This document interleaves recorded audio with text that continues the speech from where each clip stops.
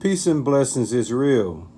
First and foremost, I want to take this time and give all praises, glory, and honor to Yahweh through His only begotten Son, Yahushua, for allowing His word to come out. And I hope you sincere brothers and sisters edified by this word. And the name of the lesson tonight is going to be called Husbands who suspect their wives of cheating. There's a biblical adultery test to find out. Let me say it again.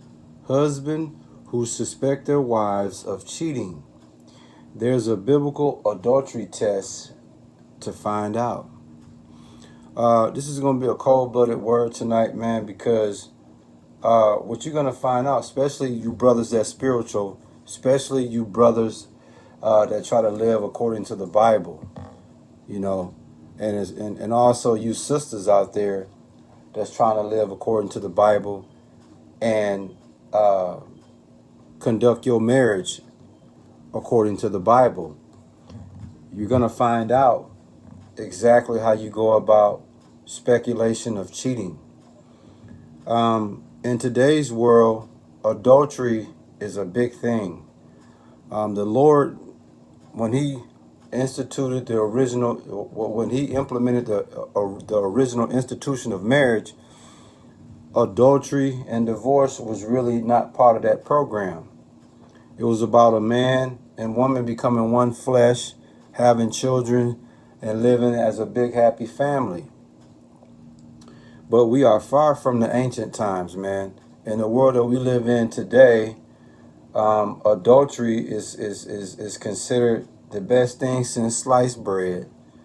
People don't respect faithful marriages today. Adultery is being promoted in these movies. It's being promoted in these rap songs, these R&B songs, reality TV shows. I mean, everywhere you look, man, adultery is being looked at as a cool thing to be involved in, and it's not cool.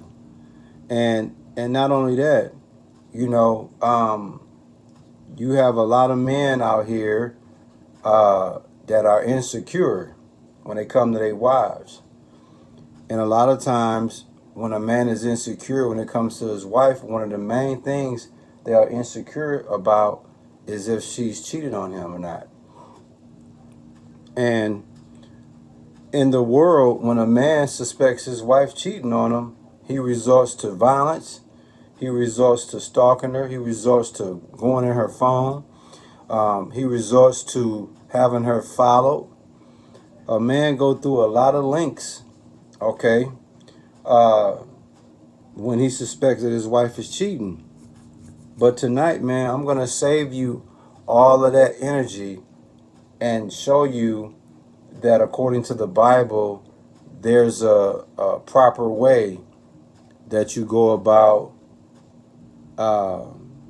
finding out if your wife stepped out on you. The worst thing a husband want to ever think about is his wife stepping out on him. And let me tell you, man, there's a lot of wives today that are stepping out on their husbands. And if you husbands ever come home and suspect that your wife done been across the street on you, in this book tonight, I'm going to show you how you go about that. We're going to come to you in Numbers chapter 5, verses 11 through 31. It speaks about the adultery test. But for the sake of time, man, I'm gonna bring out verses 12 through 15, and then I'm gonna sum it up in regards to the rest of the verses, man. I hope you sincere brothers, man, is really edified by this, and I hope you sincere sisters is edified by this, because it's gonna make you think about cheating. You're not gonna have the same thought process if you get to a point where you decide that cheating might be a route for you. After tonight, man, you'll probably second guess that and just remain faithful, because that's the best route to go. You dig what I'm saying? In Numbers 5, verse 12, I want to start in verse 12. It says, "Speak unto the children of Israel." This is the Lord speaking to Moses. "Speak unto the children of Israel and say unto them, if any man's wife go aside and commit a trespass against him, So let's just stop right there. In verse 12, when it speaks about a man's wife going aside and commit a trespass against him, that's talking about a woman that have deviated from the path of being a wholesome wife to being an unfaithful wife, performing a treacherous act. Okay, that's exactly what it speaks of when it says go aside and commit a trespass against him. Okay, again in verse 12 it says, Numbers 5 verse 12, it says, speak unto the children of Israel and say unto them, if any man's wife go aside and commit a trespass against him. Verse 13, and a man lie with her carnally, and it be hid from the eyes of her husband, and be kept closed, and she be defiled, and there be no witnesses against her, neither shall she be taken with the manner. Okay, let's analyze that. In verse 13, the first thing it says, and if a man lie with her carnally. Okay, that's a man that have sexual relations with her, knowing that she's another man's wife. It says, and be hid from the eyes of her husband. In order for this to be hid from the eyes of her husband, that means the act of adultery is being concealed from him. And it says, and be kept closed. That means it's a secret between the wife and her lover, and her husband is in the dark of this knowledge. Okay? It speaks about her being what? Defiled. And for her to be defiled, that means she's contaminated with the vibration and body fluids of another man. Okay? The scripture speaks about being no witnesses against her. That means no one that can testify that they saw the adulterous act take place. Okay, in other words, there's no evidence proving that the act took place. Okay? And it says, take it, or she be taken with the manner. In other words, being seized for what she did, arrested for what she did, captured for what she did, imprisoned for what she did. You see?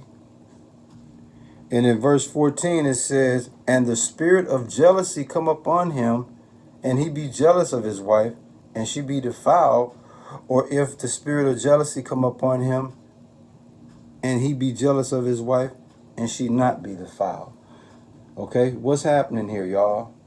The main thing you want to focus on is jealousy. The husband being jealous. The husband demonstrating a deep emotion of envy and anger. Okay? That's what's happening here. You see? And one of the main things it speaks about in verse 14 is what? Her being defiled. I think it says defiled. The spirit of jealousy come upon him, and he be jealous of his wife, and she be defiled. Yeah. Unclean. In other words, she's sexually polluted and contaminated, man. Yeah. So, let me bring it back to you again, man. In a nutshell, verses 12, it tells you what? If a man's wife go aside and commit a trespass against him, and a man lies with her carnally, and it be hid from the eyes of her husband and kept closed, and she end up being defiled, and there is no witnesses against her, neither that she's taken in the manner, and the spirit of jealousy come upon that man, and he be jealous of his wife that she could be defiled, or if the spirit of jealousy come upon him, and he be jealous of his wife and she not be defiled. In other words, okay, if the spirit of something is not smelling right or feeling right with the wife, and he's not sure if she stepped out on him or not, there's something that he can do. In verse 15, it tells him the husband must bring his wife to the priest. And the husband must bring his wife to the priest as a jealousy offering, which is an offering to prove whether or not she's guilty. You see? And what end up happening is at that point, the wife has to stand trial before the Lord. Okay? And the jealousy offering is made to see if she's guilty of cheating or if she's innocent. Okay? The wife is put under oath, And if she claim innocence, okay, bitter water would not bring a curse upon her because she was found to be pure. But if she's guilty of sexing a man outside of her husband, she's going to be cursed and not able to have children, and her womb is going to shrivel. You see that? So, brothers and sisters, especially you brothers, man, if you suspect that your wife is cheating on you, it's the way you handle that, man. Now, as we get ready to close out this word in Numbers 5, verses 29 to 31, and I'm just going to speak in a nutshell of what it speaks of. It's a ritual law for dealing with suspicion, salakia. So if you suspect your wife cheating on you, man, there's a ritual law with how you deal with that. In other words, if a woman goes astray and defiles herself while under her husband's authority, or if a man becomes jealous and suspicious that his wife have been unfaithful, then the husband must present his wife before the Lord, and the priest will apply this entire ritual law to her. The husband will be innocent of any guilt in this matter, but the wife will be held accountable for her sin. You see? So at the end of the day, this is what happens, man. You husbands that suspect that your wife is cheating, you take her to the priest, okay? And as a jealousy offering. And she has to stand trial before the Lord. And guess what? If she's found to be guilty, she's going to be cursed and not able to have children, and her womb is going to shrivel. If she's innocent, she's going to be deemed pure, okay? And the bitter water will not bring a curse upon her. You see? Cold-blooded, man. It's almost like today they call it a lie detector test. Well, this is the real lie detector test right here, man. So if you suspect that your wife have cheated on you, there's ways you can find out. What you see on the screen is Jada and Will Smith, a legendary married couple. But you notice there is someone in the middle of their marriage named August Alsina. Now, we all know that there were rumors that Jada Pickett got with him. Now, if Will suspected that to be true, then biblically, I just showed you how he can handle that. And I'm sure he suspected that once he heard those rumors. I'm sure he suspect that maybe it's a possibility she stepped out on him. And if that's the case, if this was in the biblical times, you dig what I'm saying? That's the best way how he would play that situation. You know, you don't accuse her unless you go the ritual route. You know what I'm saying? Yeah, man. Y'all ain't know that, did y'all? Yeah, man. If your wife step out on you, man, go the biblical route, bro.